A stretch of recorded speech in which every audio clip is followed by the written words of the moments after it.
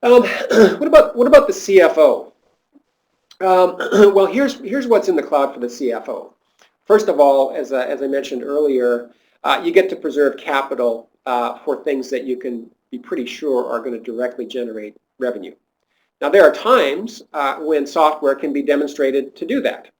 And if they can be demonstrated to do that, if you can present a compelling business case that says, this investment will yield this in the way of returns, then it's a capital investment that you can contemplate. But it's got stiffer competition these days, for sure. We have seen that across the board. And the CFO today is more concerned about capital preservation because in this economic environment, it's not something you can be frivolous with. You never could really, but especially now, you have to be even more cautious about it.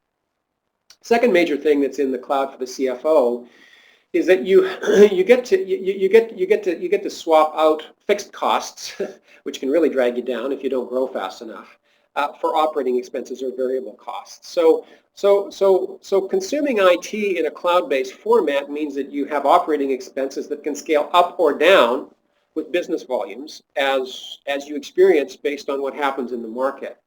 Rather than having your future fixed, if you will, by having invested in a capital asset in the form of technology and then having to amortize that over a period of time, those costs are sunk. You don't get to reallocate that capital once it's spent.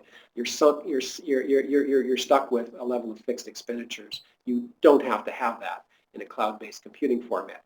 Also, because you've got operating expenses as opposed to capital expenditures and amortization, you have cleaner balance sheets. It's just a healthier company.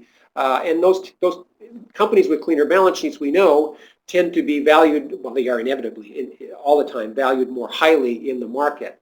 And the market and investors determine who gets more capital. And so cleaner balance sheets really are a major concern for CFOs these days. And you get to lower your long-run cost structure as it relates to technology consumption because fundamentally of the scale efficiencies that you can gain in the cloud that you, unless you were a very large enterprise, just didn't have available to you previously.